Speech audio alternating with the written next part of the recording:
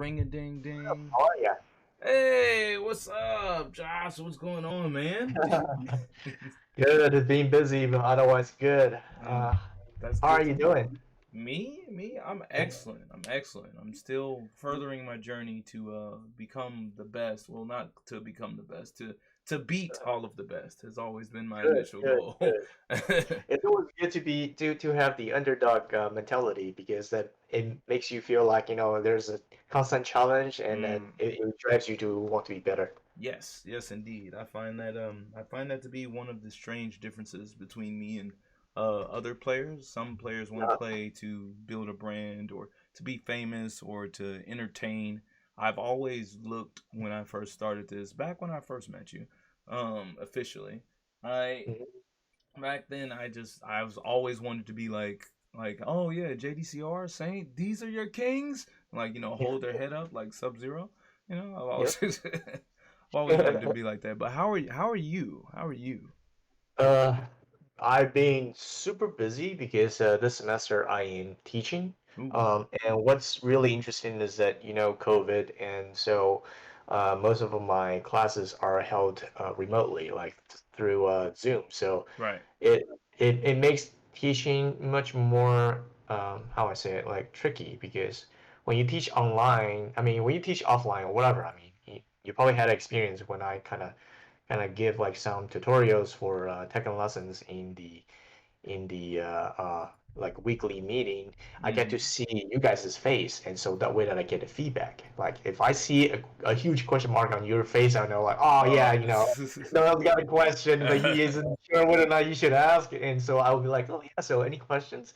But unfortunately, when I teach on Zoom, like when I have my presentation on, I can't really see students' face, right? And so I get no Oh. response, and a lot of them Okay. also work in the lab, and so they had to mute their mic. And so I was like, hey, any questions? Or I asked questions like, oh yeah, so any of you guys know how to do this one?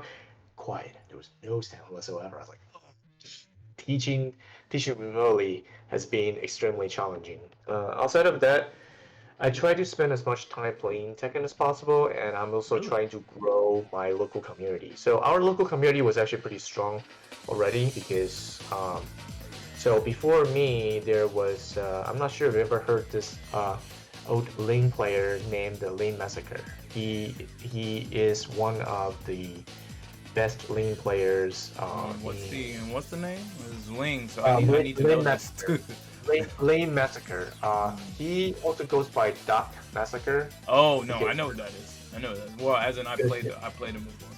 I've never yeah, met him. he's a very good friend of mine, and he was at one point like the best lane player in the U.S. Ooh. And so he lived in North Carolina for a few years, and so he was kind of helping these kids out. Now that he's in Boston, he's also helping the Boston players out.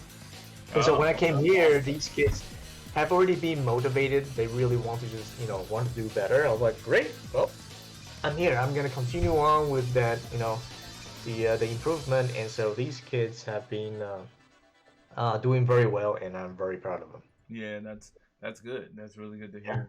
The yeah, so all right, let's go ahead and get this started. And so sure.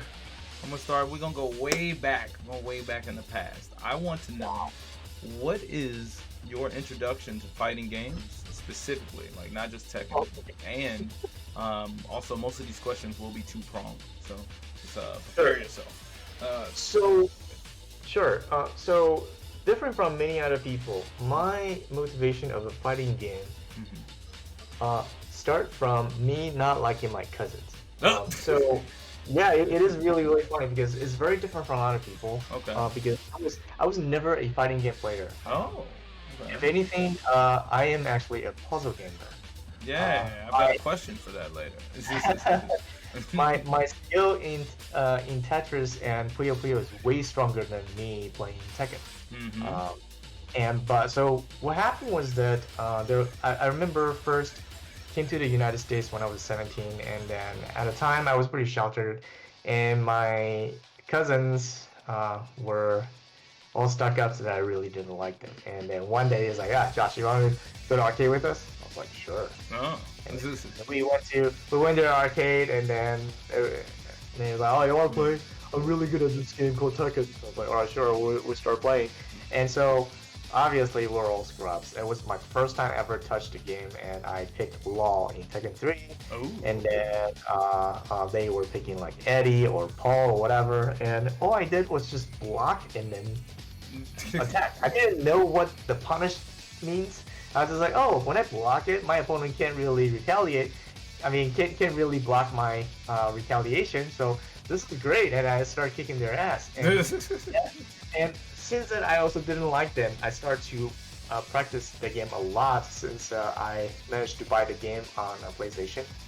And Mhm. so I started to practice more and more, and then very soon that my cousins could no longer beat me in that game. They no longer want to play that game. Oh, no And more Tekken, huh? Where is this, by the way? that was in Massachusetts. It was on Cape. Massachusetts. Okay. Yes.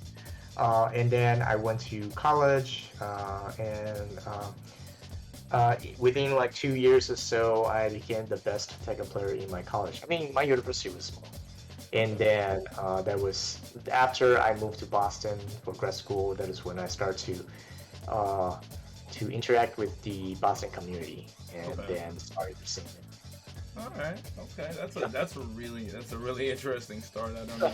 I definitely wasn't necessarily expecting that. I figured it was gonna be different, but I didn't know it was like my cousins suck. I'm gonna body them in this second game they think they're good at.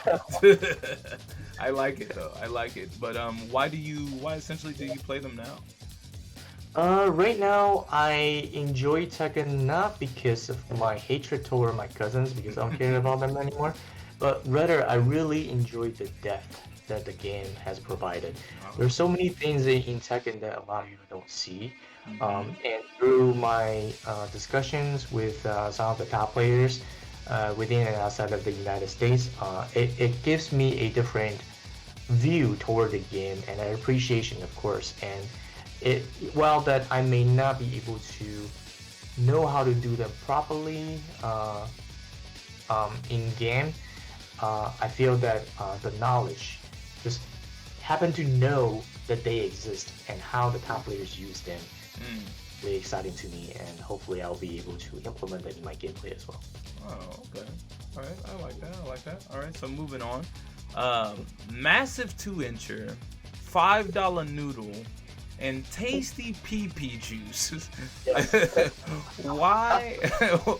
Why? Why are Yeah. all of your monikers? Wait, why or are all of these trolls, or is there any significance in any of your Yeah. monikers?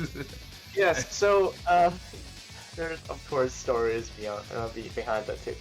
When I was in high school, I was really interested in one game. This game called Worms. I'm not sure if you ever played that, Worms.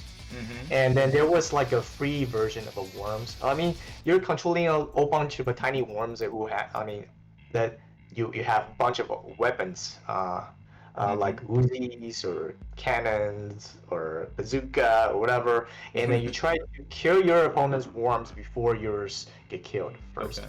And so back then, I was really really good at the game, and my first nickname was Waterway, and I remember one of my Hmm. favorite teams because you can name all your team characters like worms, Okay. and one of my worms' name is Noodlehead, and I have adopted that Noodlehead because I feel like Noodlehead. I back then my English was bad. And I checked on in the dictionary. It says, oh, it's someone who is not intelligent. So I was like, great. Really? Really? That's like if you look at that's kind of silly. Yeah, it should have someone who's not very intelligent. I was like, great, I'm gonna use that name.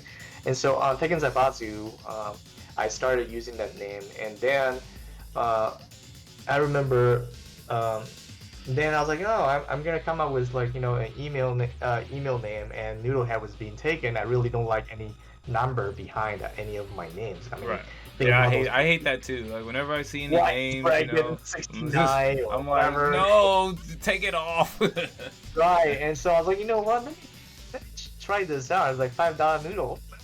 Let's and so I've used that name for my PSN as well, and um then I think that in Tekken 5, it got really popular, and then I was very active on Tekken Zaibatsu, And so whenever I get online, people would start sending me messages like, "Hey Joe, you want to play? Joe, you want to play?" I was like, "Oh, this is getting annoying." So I decided to create a new account, an account that no one would ever guess who I am. Oh Lord. And the account name is Tastypp Juice. And the way it is spelled, and for some reason that I'm still really surprised that Sony hasn't blocked me yet. Because Sony tends to block the offensive names, but the Tastypp Juice, I thought that it was going to be gone really, really fast, but no.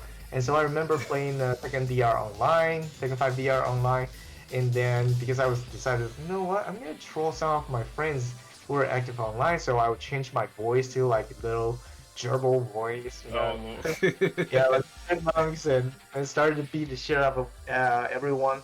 And I also purposely never played on ring. So it was just this so beginner. You had the low. You were smurfing. You were smurfing. That's right. I was speaking the normal. And so I think that was when I developed that I don't really play ranked mode much. Oh, okay. I see. I noticed that when I did your review earlier this week, from the set that you sent, they were like, you're interviewing a guy that's a Vanguard. I was like, a Vanguard. I was like, what are you talking? Oh, and then I forgot because I try not to pay too much attention to the ranks. I just and I was like, oh yeah, that is kind of low. Well, no, you don't understand. Not everyone plays ranked. Definitely not. Like you can get bodied by first dance because they're just good at Tekken and they don't play ranked ever. Yeah. In fact, that Bronson for the longest while he was first done. Oh.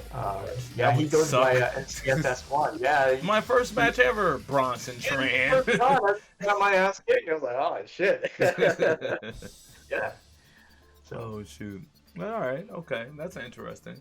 I'm kind of surprised they didn't block Tastypp Juice as well. That's kind of like saying it feels dirty when I say it when it comes out of my mouth. It feels dirty to say. It was really funny too because in the MLG Dallas, I remember that the announcer has to call out our names for our matches, right? And I remember Filthy Rich was like, he really didn't want to say my name, so he tried to cut it short. So instead of saying Tastypp Juice, he cut it short to a TP Juice, which makes it even worse. It's like TP Juice, and he probably initially thought that that's cleaner, but just TP Juice. Like, where is it coming from?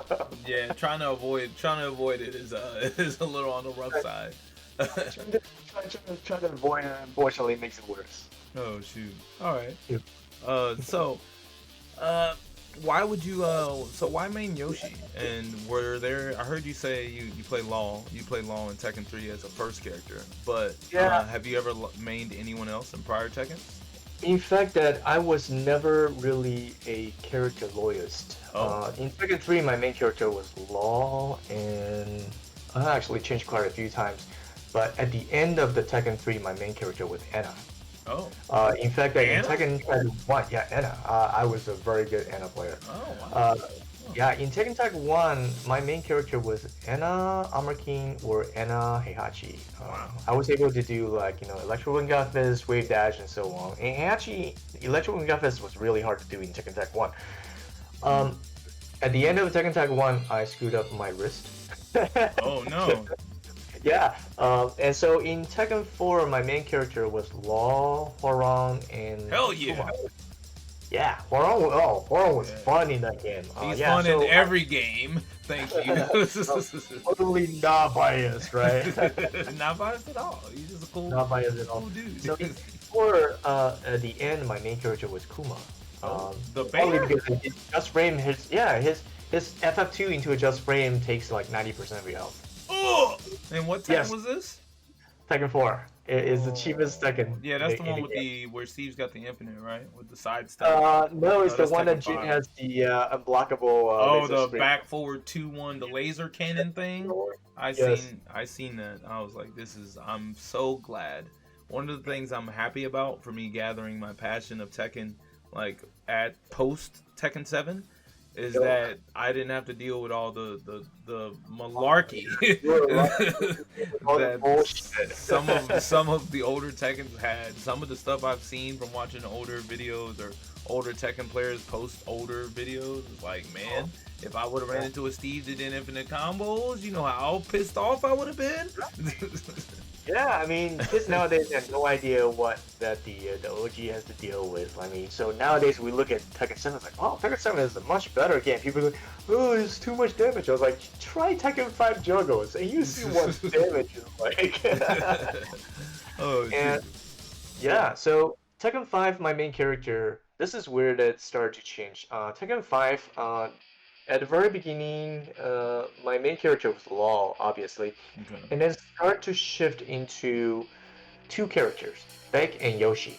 Oh. I started to use both of them a lot, and I really liked Yoshi because I felt that Yoshi allowed me to play however I want, and there was a lot of trickery. Yeah. Unfortunately, just like Extremely. any other, yeah, like other synth Yoshi players that I draw into Yoshi because I really love how complex it is. Mm-hmm. Uh, and the thing is that because Yoshi didn't have to play Tekken, he had a lot of tools. I mean, typically when you're playing Tekken, you want to use some of those uh, basics, like how to move like backdash, side stab, or like dealing Mm-hmm. with opponent's screens and duck wherever you should duck.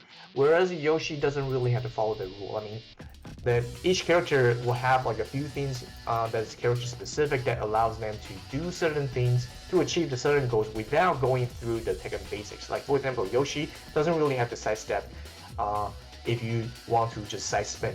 He can spin faster than sidestep. Yeah. And then a lot of times when people have to block and then eat the mix-up, Yoshi may prefer to use Flash to bypass it because Flash was 6 frames and so on. So because of that, I was like, oh, this is great. I didn't have to follow the rules, so I never really had to learn how to follow the rules, and I started playing more on my game aspect.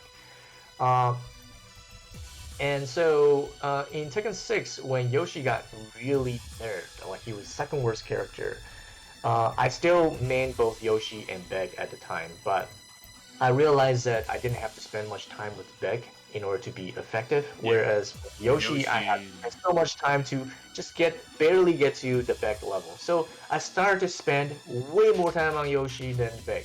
And Okay. then next thing you know, I was like, oh shit, I don't even remember how to use Beg anymore. And this is why that I'm kind of like stuck with Yoshi until now. Yeah, I would say the creativity is definitely attractive. I notice whenever I change or use other characters and I'm not playing Horong, Mm-hmm. the simplicity of some of the characters, there's a beauty in it, but at the same Yes, time, for me, when I play them for long periods of time, I just feel you like get bored. I'm getting bored or I'm repeating too much of the same thing, and I can't vary my gameplay too much. That's only true to an extent because if you're using a character that has extreme abilities, like typically you look at characters design, there are sometimes that they're general traits, they're pretty good at everything, versus like the characters who are like exceptionally good at something and Right. just totally garbage on others.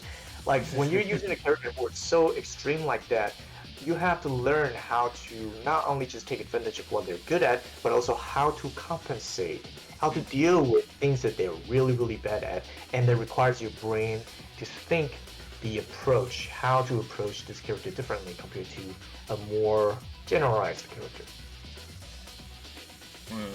Oh, Yep. yeah. I hear you say that's man. Yeah, the character. That's one thing that I'm learning about myself these days. I let Twitter pick my character for 7 weeks, and it really gives me a lot of time to learn characters I don't know much about, and some characters that I think are simple but aren't, and the vice versa. Characters I think are complex and aren't. Yes. So Yeah, the complexity a lot to do. It depends on what you're looking at. Some characters are complex in execution, but not really in the meta, and then vice versa. Like Yoshi is anything. I mean, when it comes to execution, Yoshi doesn't really need much execution at all. I Right. always consider myself to be really, really bad at execution, and so as a Yoshi player, like it's all meta. But like, let's say choose a different character, like let's say Nina. On the Mm-hmm. other hand, you find that while the Nina's execution may be on a tricky side, her meta may not be as difficult Correct. as Yoshi. Yeah, I would definitely agree with that. But staying on topic for Yoshi, what's the state of Yoshi in season 4? Is he good, bad, or terrible? And what was the strongest Yoshi iteration in Tekken in general? So Yoshi, I would say that the best Yoshi would be current Yoshi in Tekken 7. Wow. Okay. Uh, Considering, I mean, if we do not uh, take the specific matchup into account, because in Tekken Tag 1, Yoshi was pretty strong because his flash was unblockable and has good enough range, which that if he has to fight against any biggies, all he needs to do is the dash, flash, and it's the dash 6 frame unblockable against, I mean 5 frame unblockable against big characters. Mm. So if we take that out of the equation, then I'll say Yoshi in Tekken 7 is probably the strongest Yoshi ever. Wow. And he has given some of the pretty useful tools. Definitely with each iteration, he gets more damage output as well as the Oki after a certain situation. And in season 4, he received a nice long range Kincho low, and it's pretty decently fast. And Yeah. I it can't is, react to it. yeah, it and the awesome thing about that low is that it's not even launch punishable. It's only minus 13, so it's safe against like 80%, 85% of cast from being launched. You know, Whoa. and so that's a good thing. And what makes it even scarier is that, well, it's plus on hit, which allows him to go for his strong fully crouched while rising mix up, or he could even cancel it. Hmm. Oh yeah, Yeah. that's right. I saw that the other Yes. day. I played a Yoshi. Yes. I was confused. I was like, oh, I didn't even know. Like I hate like when people cancel things and I didn't know it was possible. So I'm like, crap. Now we're back in neutral, but I understand that we're back in neutral late, so I'm really on defense. So Right, because of the mental frame. right, because the And mental frames. right, and also because it's a sword attack, you cannot low parry it. Correct. And I have a Yeah. bad habit of trying to parry attacks that I can Right. see. Yeah, you gotta get.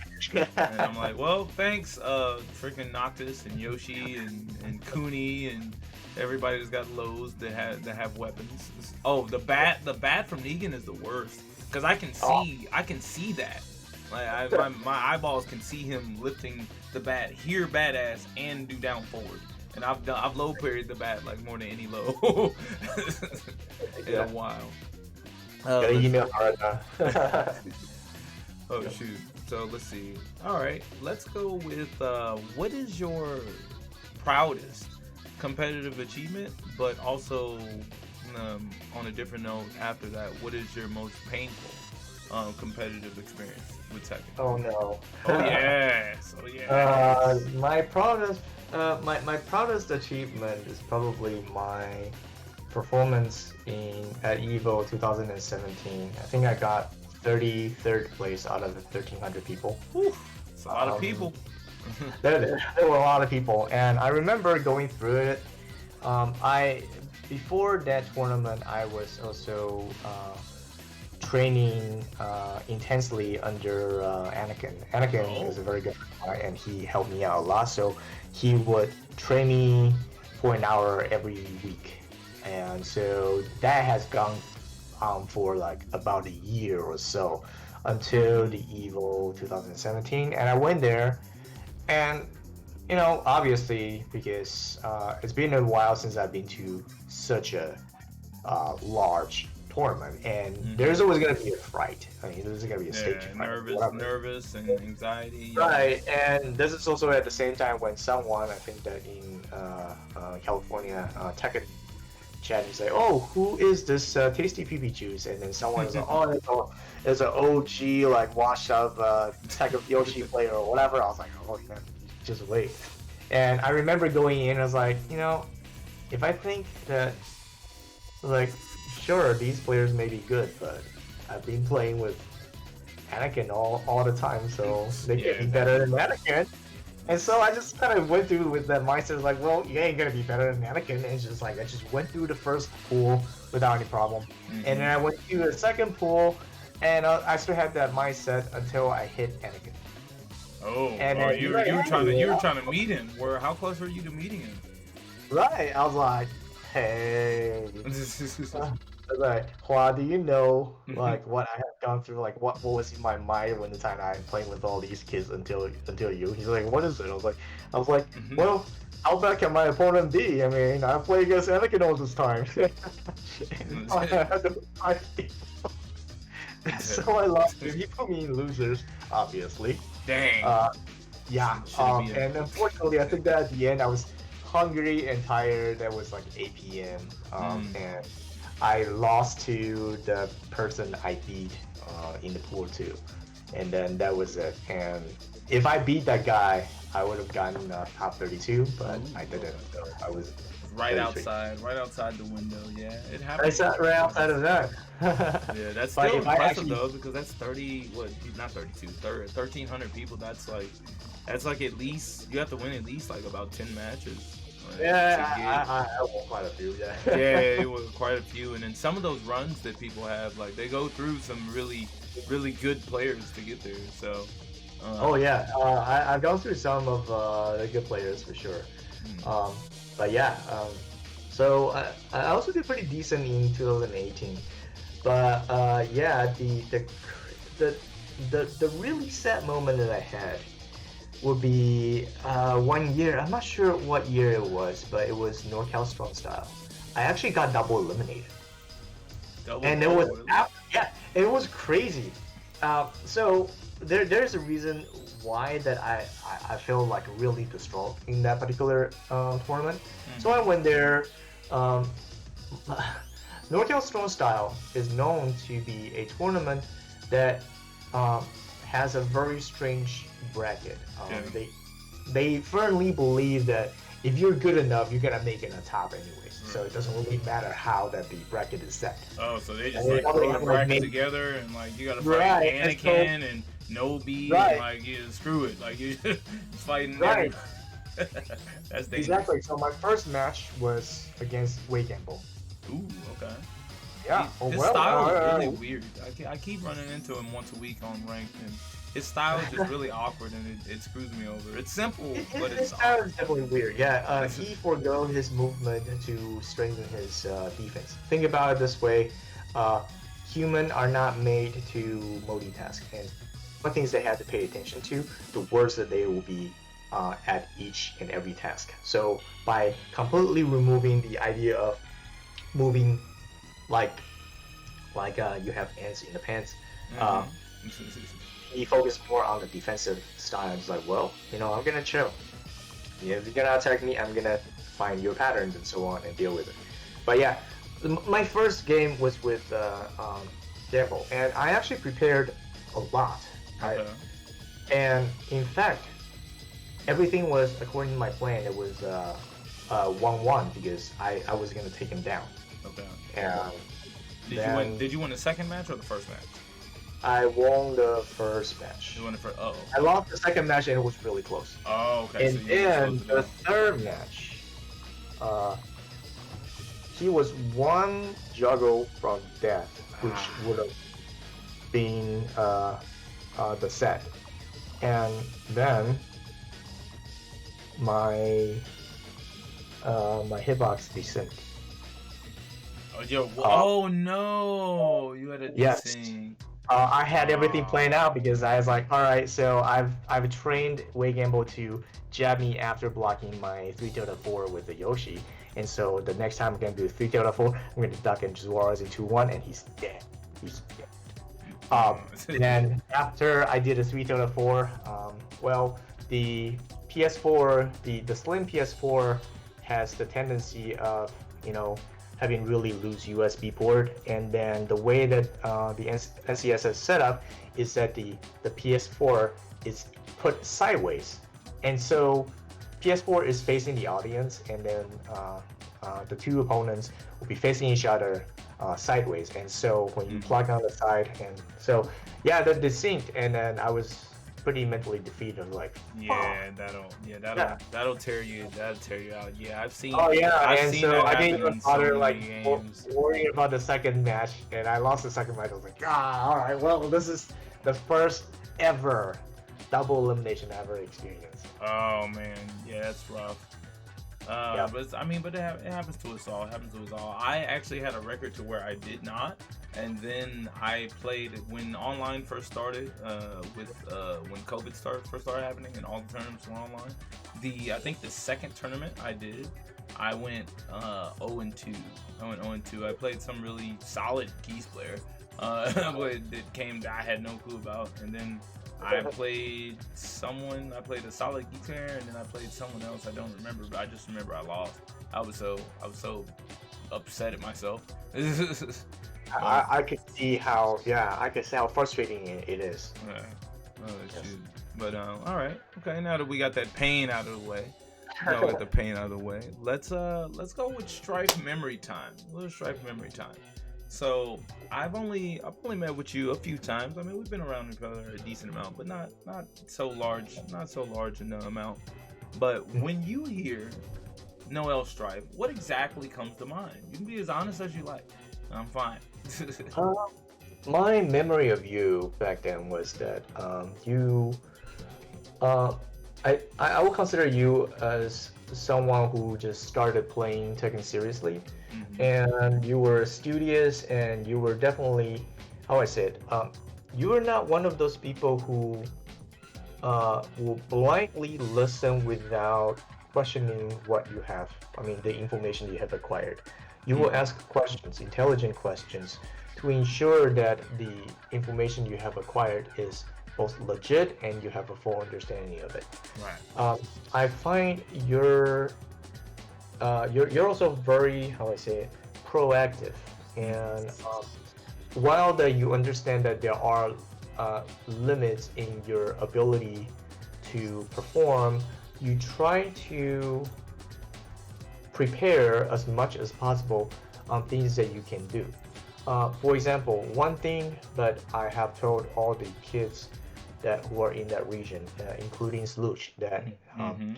while that Noel may not have the strongest basics, what he does really, really well is that he does his homework. And what he does his homework in terms of watching his opponents' past games and try to find the patterns and see how to break them apart. Really Mhm. focus on the defensive side of his gameplay. And Huh. so that is something that I think about you. I'm not sure whether or not that's right. I did remember, like, I also noticed that you did have, just like anyone else, most of the players who are very, how it's competitive, because that competition, the competitiveness, is Mhm. what really drives you forward in terms of trying to learn Tekken. Yeah. A lot of FGC players, um, they have different things that drive them want to learn or want to get better. I mean, for me, it's all about knowledge, Right. but that is considered as minor. A lot of times, people say, "I want to win, I want to compete, and I want to, rise above all." Or for you, is like, "I want to challenge, I want to challenge myself," and so that competitiveness definitely showed. I think that during our training, I remember training with you and kind of like gave you a few pointers. I was like, hey, good. So we started playing. Why are you backdashing all the way back? You're backdashing toward my range now. You can't really do anything from that range. You're within my striking range, so you're putting yourself in danger. And then after that, telling you that, it's like, oh, right, yeah, you're right. And then so you immediately learn like what's being told, and then you will apply it right away in your gameplay. And I thought that that was pretty good. Yeah. Huh. Okay. All right. Okay, that's interesting. I didn't know that you remember too much, but yeah, I definitely remember our first interactions, and we I think you had suggested me to play. You were a part of me learning how to begin to play a bit more patient, because I Mhm. just I just felt like if I wasn't hitting someone with Horong, Mhm. that I was losing even with the life lead. Yeah. So I think you had suggested Heihachi, and I remember playing Heihachi for a little while because Yep. the Mishimas just kind of teach fundamentals and patience in general Yes. because they don't really That's win true. off of offense that often. Whatever. So I definitely remember that as well. Huh. I didn't know how Good. much you remembered though. 'Cause it's been a while. It's definitely been a while since those boss battles days. Well, shout out to Hey, boss you battles, strike impression, man. I remember everything like our interactions. man. Oh shoot. All right. Okay. That was interesting. Now, uh, let me know what is the best and the worst thing about teaching Tekken. In terms of people or in terms. Whatever context you would like. What is your favorite? How about what's your favorite and your least favorite? How about that? Uh, Or you so, go ahead. what do I find the most exciting or the least exciting about teaching Tekken? Yes. So, I feel that teaching Tekken or like any educators, I guess that when the time you asked me this question, you already kind of assumed that I enjoy teaching Tekken. This Oh. is something that a lot of players don't do, and I feel like this is something that we really should do more in United States Okay. because compared to other countries, I feel that the United States players tend to focus too much on their own personal growth.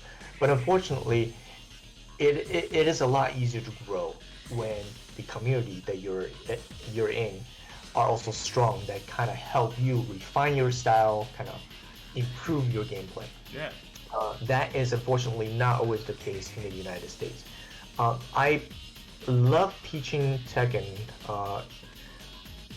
not only because I like to share the knowledge um, that I think that the people in the US should know, but Mm-hmm. also I'm hoping to kind of create this community, a really strong, tight community that are willing to, help one another to get better. And Mm-hmm. so um, I really enjoy when teaching Tekken to kids who are carefully selected.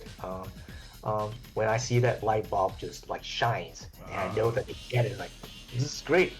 Um, that would I would say that that is the greatest moment that I feel, and which happens a lot Huh. to see that the students get it, and also they keep that humble mind, and then try to help their community and try to uh, grow the community they're in, and maybe they will become a community leader, maybe they will not, but at least that they are there to ensure that the people around them gets to learn how to play Tekken better, and also hopefully with their good mindset um, will help will infect others into focusing on the correct things in Tekken, or perhaps um, how you should interact in the community in a Hmm. positive direction. Okay. Yeah. Nice. Um, and I would say that the things that I don't like obviously will be the opposite. Uh, I have to say that regretfully that in the past I have taught some kids who were not exactly the nicest people. And the Yeah. last thing I want to see is that they use that knowledge and then just acting like piece of shit. And acting like yeah they own the knowledge, and then they could beat the crap out of the people around them, and they're acting all like uh, awesome and stuff. I was like, no, Yeah. that's not. I don't want to enable that kind of a mentality. Hmm. Yes, Yeah, that's yeah, I don't know. That's hard because you can't always tell that from the people that you meet, like what kind of people that they really are when they're exactly. trying to learn something. Yes, That's it's more of a human thing. A lot of times our first interactions are not really what's the word authentic to who we yes, are because we yep. don't want people to dislike us immediately.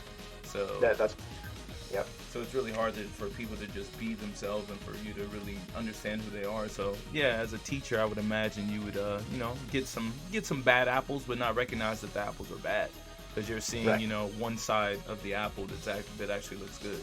And so Yeah, I could get that. And as for the community leader thing, I think not intentionally. I think Mhm. not intentionally that I may have fallen upon that path myself. Good. Because I I wanna play offline Tekken, and I understand that because I've done the research about my scene and my area, really just America in general. I've done so much research about players and stuff. I know who Kentucky has. I know who Mhm. Ohio has. I know who Mhm. Michigan. I know Illinois. I know Missouri. Like I know who they have, and Right. I understand that Indy is essentially the place that no one knows. Mhm. I had a highlight moment in Summer Jam 2019, and Rip was commentating my match, and he didn't know where Indiana was. I spoke to him that I remember speaking to him, and he legitimately didn't know where Indy was at all. And I'm like, ow. I'm like, I mean, Peyton Manning, cornfields, car. I was trying to think of things to make to make people realize like where Indy is. And I was like, next to Chicago. You know that state next to Chicago? Like, I'm like, I'm there. So like, um, I understand that. I understand that we are essentially the newest or the youngest group of players for sure, and I just want us to, I guess, be respected. Well, I wanna beat the best people. That's what I want to do. Sure. But I Sure. also want people not to come here, like Detroit or Chicago or Oh yeah. anybody. I don't want anybody to come here and just think that it's free money or you just everything is all Did you sweet. Like, nah, it's not like that. Like, it's not. Did you No. remember the time? Sorry for like derailing this conversation, but did you remember there was one tournament? I brought my friend because I Yeah, only I knew remember. well, You think I in the forget? local. No, no, I remember that dude. He killed a guy with only death fists. I remember. I watched the whole set. I don't remember his name. That mother effer was good as hell. I was. Yeah, so I remember like taking him along with me because I was like, oh, come on, let's play some Tekken, just have fun. And he is a very very good friend of mine, like one of Mm, my closest friends. His name is Avi Kazama. Some people may remember him, but I remember when we went there, before we went there on a car ride, I was like, mm-hmm. well. Like he's like, well, I don't really want anyone to know that I still play Tekken. I was like, well, let's come up with a different name. And, And then and tasty well, what poop kind of poop name? juice. And so at the time, I was like, well, think about like the names that people know, like Mr. Naps and Bronson Train. I was like, oh, how about this? I mean, because I was thinking because he is amazing. Yeah, And so it was you know, Mr. Maps. have this Mr. like, Maps. I remember that. so I was like, all right, I'll be the Bronson Chen. And so we went there, and then that happened to be the tournament that a bunch of Chicagoan players showed up because they were like, oh, this is the easy money. We're gonna come and take over. I was like, yeah, nah. Not under our watch. And I remember the 80 and I at the end played the grand Huh. final. Yeah. But yeah, I remember that, and I think because I want us to be stronger, Yes. I dedicate myself to trying to help anybody else as well. And also, I realized that in Tekken, I know the most about Horon is what I know. Yes. Like I don't know the most about. We have a player called Master Spreader that's in the chat now. He plays Fang Wei. I don't know nothing about Fang Wei. Like so like Yeah, you can die really quickly because you don't know what is the range to attack him. yeah. Like Fenway really has a negative range, and it makes it really, really difficult to try and find the correct range to approach with your tools. But Mm, yeah, I'm so happy that you are taking the lead of Indiana community because Indiana, obviously, historically, will be considered one of the weaker states out of the neighboring states. Kentucky, I guess they're getting stronger. yeah, Kentucky is they kind are. of It's right. Slush is like Ohio slash Kentucky. So Yeah, like, Swoosh was technically Kentucky, but people consider him as an Ohio player because he had to go to Ohio uh, to kind of flourish because no one in Kentucky was really interested in the game. right, So Ohio, right. he kind of like led and grew the Ohio community. And Yes. in Michigan players are pretty strong. So it started with Way like too High strong. Guy, and then now you have L L Train, Train. He a was the bunch of first player of the others. week. Right, and then Chicago players are monsters. I mean, the top ones are monsters, and then even their B rank players are also pretty damn strong. And so this pretty much means that there's a lot of catch up to do as the Indiana players. And so I'm glad that you are taking the initiative and try to grow the community. Good Yeah, job. yeah. So yeah, let's see. Yeah, we've got a few now. We got Master Spreader. We've got Clutch. Whenever he decides to step away from shooting people, um, Yeah. we got Oni. Oni has Uh-huh. turned, bro. Like, I don't know what's going on with Oni, but his growth is like it's because we play every Friday. Like Mhm. it's very obvious when he grows, and it's scary Good, because good. I'm glad because to hear it. he grows, and the growth that he has, it's like it sparks in his neutral.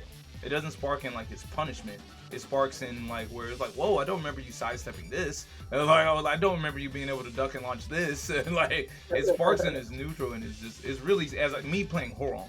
It's really Right. scary because like I have like little sequences and stuff, and like I because we play so much, I know his tendencies a bit. Yeah. So like when his tendencies change, I'm like, oh, what is going on? And they stay that way, and I'm like, oh man, this dude is crazy. I remember we went to before COVID, we went to a couple tournaments, and it was the first time I got to take other people from Indy to different tournaments. There was a tournament in Columbus, Ohio, I believe, the Second Caliber Crusade, where I got to play Sloosh with Zafina for the first time. Oh man, that was fantastic. Whatever. But and I brought like 4 or 5 of us. Even I believe New Perspective. I even brought New Perspective to that one. But Ah, yeah, that was we won't touch on that. But um, ah, but yeah, we brought him, and we went. I think the week after, and Clutch it went as well. The week after, we went to Kentucky for a tournament as well. So we yeah. were just starting. We were just starting to really get into it. I was excited. I was excited. But then Good, good. COVID came and ruined all of my. COVID really fucked up everything. It really I did. think that a lot of my friends are like, oh, you know what, this year we're gonna do really well. I remember having a one of like I'm always doing like this annual resolution thing. I try to complete it, and one of my resolutions in 2020 is to compete and do really Mm, well in like major tournaments. right. Well, COVID happened. I mean, there are major online tournaments. I won a couple last year, but Yeah, it doesn't feel the it's same. so I don't yeah. like it. I want to see you in pain after I beat you. I don't want and shake You your know, hand feel and like talk to you face to yeah. face. Like, Yeah. it's just not the same. All right, let's see. Let's move on. So, uh, one time, or well, you said it earlier today. You said that Tekken is not the game that you are the best at. You said Tetris was. So can you please elucidate a bit your love or your thirst for Tetris and just being better at Tetris than Tekken? Um, I've started to get into Tetris when I was in high school, and it, it it started with, well, so Tetris being a very easy program to be programmed into any of like the systems, like in calculators or whatever. And I remember back in Taiwan, we had to learn English, and then typically for each of the students, we also try and buy the electronic calculator. Electronic translator. Okay. And the electronic translator that I had happened to have Tetris in there, and I started to play Tetris whenever I procrastinate. and I recall playing it, and then I just play normal mode, and I realized that I cannot get killed anymore. And then I was like, you know what? Let's try and play Tetris differently. How am I going to play Tetris without spinning the block at all and see how long I will last? Hmm. Um, and so that kind of gave me a different perspective in terms of how to play Tetris, how to drop the block properly or improperly, and just thinking of it completely different ways. And eventually, I become so good at it because by not spinning the block, that allows me to try and place the Tetris blocks with the minimal amount of the spinning, which is which turned out to be one of the most important things to learn once you get to the advanced level. I didn't know, but I just happened to do something that happened to train me doing exactly what uh, a lot of top players try to do. And then I became so good at it, and ever since then, any of the Tetris games that I have bought, I've noticed that if I just play the endless mode, I will never get killed. Oh. Like I can't I could play a Tetris, like the PC Tetris, like for like 3 hours and so on. I still wouldn't die. If I play a solo mode, I wouldn't die. And so at the end, if I want to really record my top score, I have to commit suicide by holding up and let it hard drop until I die. Yeah. And Puyo Puyo is another game that I kind of got into when I was in high school as well, and I started to learn how to set up the combos properly. And I remember that the several years ago when the Puyo Puyo Tetris first came out, which is they mixed these two games together. I was like, oh my god, what the hell is this thing? And it was pretty fun. I remember, were you there in one of the tournaments? And then they decided to have a dollar tournament for Puyo Puyo. yeah. Yeah, Oh, yeah. I was yeah. watching. I was watching.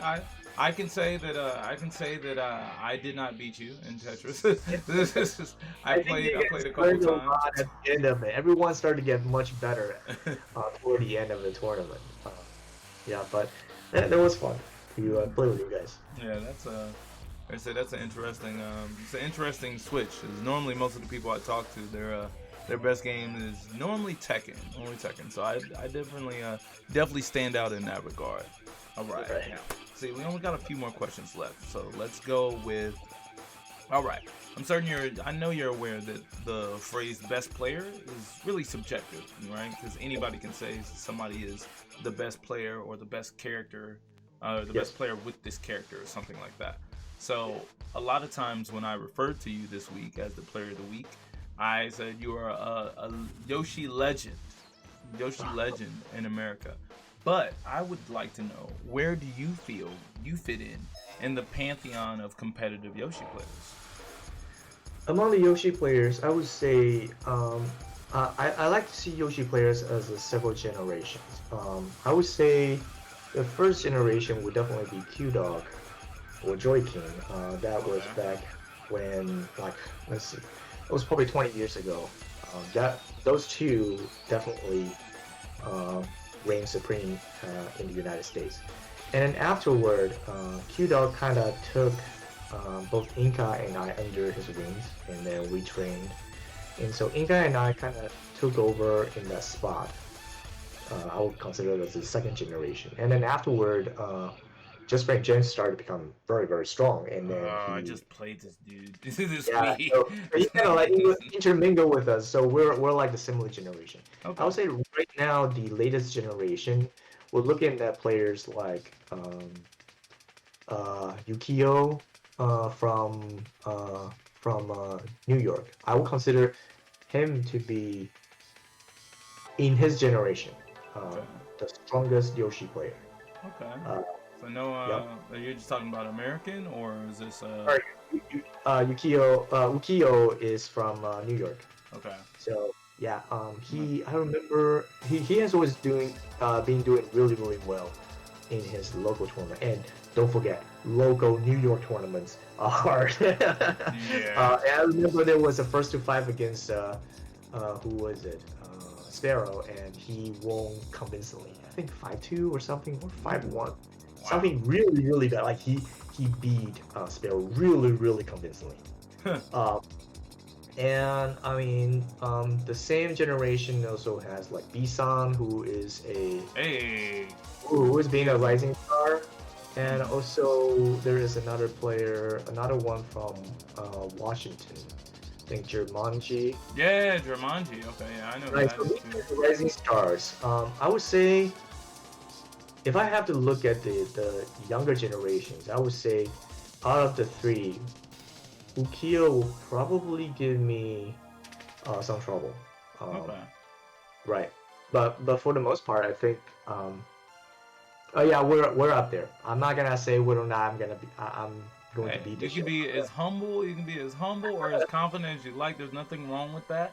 I spoke to Seiko last week as the player of the week, and he said he was the best in America. And I was calling him the best. It's either him or I, Fear of I got to play Silence. with Seiko. Yeah. I got to enjoy some games with Seiko when I invited him to my place. Exactly. So Yeah. yeah, I spoke to him, and he took it. He took it. Let's see, who was it? L Train stayed. He stayed humble. He was like, "Oh man, I don't really get into that." I was like, I wanted him to be like, "Yeah, I'm the best, Lars. All the other Lars are trash because no one knows them and they don't do well in tournaments." Yeah. Um, as far as Yoshi goes, I would say that some Yoshi players are more famous than they should be because players don't really know how to fight against Yoshi. Oh, I would definitely But agree with that. as far as their Yoshi skills, like from what I've watched, uh, I'm extremely how I say picky when it comes to accepting the style that I think is effective and proper. Okay, I got I you. would say the two players that I definitely have in mind are Inka and Ukio. Obviously, I would accept my own style because, you know, Right. I would say Ukio and Inka are definitely up there. I am uncomfortable of ranking myself, so I'm putting myself out of the equation. Okay. But I would say that if I ever compete with all the Yoshi players, the only ones I will have probably trouble at or like I need to practice against will be Inka and Ukio.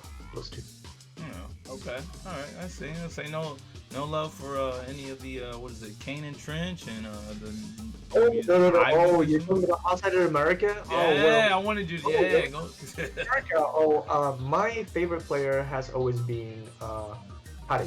Kari is the strongest Yoshi player, not only for his knowledge of Yoshi, but also his knowledge in Tekken. Okay. iMusician has become a very solid player. Like at the very beginning when he became famous, he was more of just Yoshi shenanigans. But now, as he starts to, I mean, his affiliation with um, Rocks really solidified his gameplay Ah. by training with players like Nee and Chanel. So he is a very solid player now. I would say probably at the moment he is the most effective player in the world. Okay. Yeah, the way I feel about Yoshis, high level Yoshis in general, is kind of similar to how I feel about Lei Wulong. And I've spoken to other competitive players that have access to high level Yoshis and high level Yoshis or high level Lei Wulong. Is that the matchup? The matchup, it's almost impossible to really understand the matchup for those two in particular because they are so complex and the players at high levels have extremely varying play styles. And so I've just kind of convinced myself that if I run into, if I run into a Yoshi, that the matchup knowledge is almost useless because if I run into iMusician in a bracket, I'm just gonna get bodied because I don't know what to do against this type of style. And I don't even know if fighting iMusician translates to Kane and Trench, translates to Inka, translates to Ukio. Like I do not know. Oh shoot, yeah, I do not know how to feel about that, but that is interesting. Your favorite player? You say Kari? Kari, yes. Kari? I might have to look him up. I don't think I know who that is. Hmm. Let's see. All right, so I think that yeah, we've got two more, and then I'll let you get out of here. Give me a fact Sure. about you that most people don't know. Oh, wow. Yeah. I'm a scientist. You I'm are not a sure. scientist. He is a I'm not sure if scientist. you actually know. Like, I'm a scientist. I mean, by trade, I'm a chemist, and so I approach the game like science. And if anyone has read any of the documents or like guides that I've written, it's written as if it was a science journal articles. Okay. Yes. I That's, try to see the game in a very logical manner. okay. That Yeah. that definitely does seem the best type of way. I feel like I've always been an emotional player, Yeah. and I feel like I've always been an emotional player, but I feel like I've been pretty good at using logic within my emotional play. Mhm. Um, I've always tried to balance that. I think I may still be an emotional player. It just depends. I really try. I really pay attention, and I think this is a wrong thing. I really pay attention to my opponent's defense a lot, like what they do Right. after certain things, and it has really helped me know what to do and when to do it Right. against a lot of players. It's Mm. okay to have heart sometimes. In fact, that I remember my experience of playing with Bronson at the end. He always said, "Josh, you're playing too logically. Have heart. Like, do it. Sometimes just Yeah, pull it yeah. out. If you Whip feel it it, out. yeah, if you Whip feel it, then you got to do it sometime. Yeah, it. that's. I die, and I live by those, by that Right. sometimes. Oh yeah, that's also mine too. Because I remember talking to Chunky about it. He's like, "Yeah, Bronson will tell you that, but whenever he dies, it's because he has too much heart."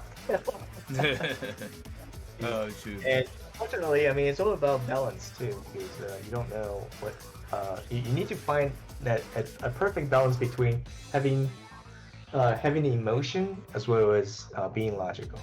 And yeah, Yeah, I know it's good to have both, but I don't know. I've tried to. That's been my battle initially, and I think hmm it's because the first time I traveled to a tournament, I was looking for Sloosh. Sloosh beat me in a tournament in June, I believe, of 2018, which is the yeah, year I started. And it felt personal because I had never seen him play Eddie, and I had only seen him play Kazumi and Lucky Chloe up to that point at our monthly locals. And he hmm came, and when he played me specifically, he played Eddie. And I yes, didn't understand why. And I didn't know that the yeah, matchup for Eddie versus Horong is really good for Eddie. Eddie has a yeah, lot of things that screws over Horong, and I didn't know. And I lost mhm, 3-1 in grand final, or what is it, in winners finals, and I lost 3-0 in grand finals because I made it back to him. And right. that set me. I followed. I exchanged friendship with him on Facebook, and I stalked him. I stalked him to figure out what tournament he would go to next. And hmm that June, I mean that I think it was July. I went to Ohio with hmm I think it was Cincinnati. It was Cincinnati. I went there to fight Probably him brought, because brought your kids with you, and you won that one. yeah, I lost the first match I played in a mirror as well. I lost the first match in a mirror, and I ended up playing everybody. And I ended up playing everybody, of course, since I lost my first match. And I think Sloosh wasn't able to show up because of some sort of family issue or something. And so I ended up playing everyone else. But that tournament I went to angry. And so because I won that tournament angry, I had believed that anger was the key to my success for that whole next year, and that is not that is simply not the case. It's not the case. I'm glad that I've learned that lesson, but it took like maybe 6 to 9 months to learn that I don't have to be super angry, and I don't have to listen to. I was listening to angry metal or like punk and like just stuff to get me in the mood to where like I'm like screw everybody, I'm gonna kick everybody's ass, like and it's man, emotions are a trip. Emotions are definitely a trip. But all right, Right. let me transition to this last question here. Last but not least, um, if you could give advice for newer players, and on that same coin, if you could go back and if this tasty PP juice could go back to the old tasty PP juice when the old tasty PP juice just started, what would you say to yourself? Don't be afraid of asking questions. Be humble and look around and see where you can get the information that you seek. And also think outside the box. A lot of times when you think that you're the best players around your area, start looking outward because you may just be a king of a small pond, Yeah. and there is a huge ocean out there. Hmm. That's very true. Hmm. Is that is that what you would say to newer players as well? Is it just starting? I would say so. Another thing would be that one may think that they will learn everything by watching videos of the top players, but a lot of times that you may find that you don't even know what you're watching until someone tells you something is going on over here. Then you start realizing, oh man, there are more than what I thought that is happening. Right. Mhm. Oh man. So This okay. happens a lot. For example, like something that I learned a few years ago, a year or two ago, on like this tango, in terms of predicting when your opponent is gonna press it forward, Hmm. which means that there is no way they'll be able to block. Imagine in a mid range, if you know when your opponent is not going to block anymore and is gonna press forward, and you attack around that time, uh, wouldn't it make it really really strong because they can no longer press forward anymore? Okay.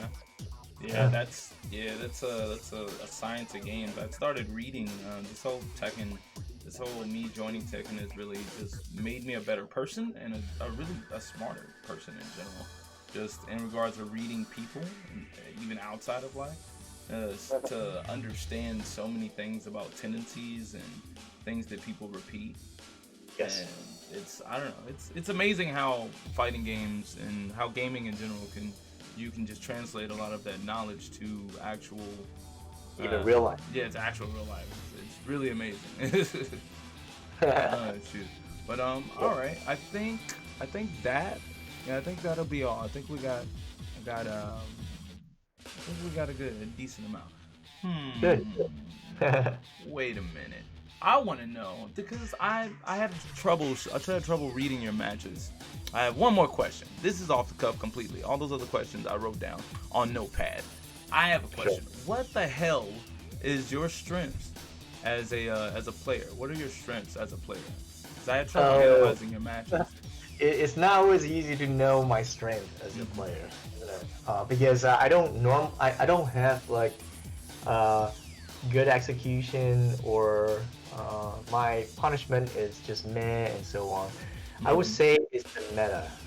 My ability to force mental pressure and mental frame on my opponent and slow their brain down by overloading them with useless information. Uh, Overloading them with useless information. Okay, I like that. I like that. if you're able to force your opponent to multitask, like to give them more and more tasks to think about, you're effectively slowing them down. Hmm.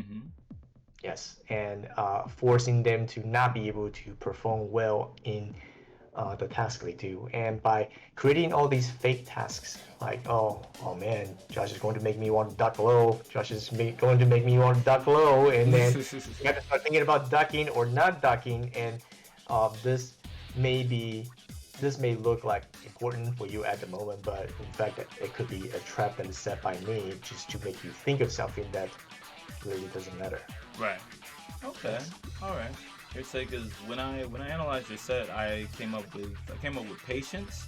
Mm-hmm. Your character awareness is really high. I think it's partially what you explained, but more so just you understand the situation that you're in as Yoshi very very intensely.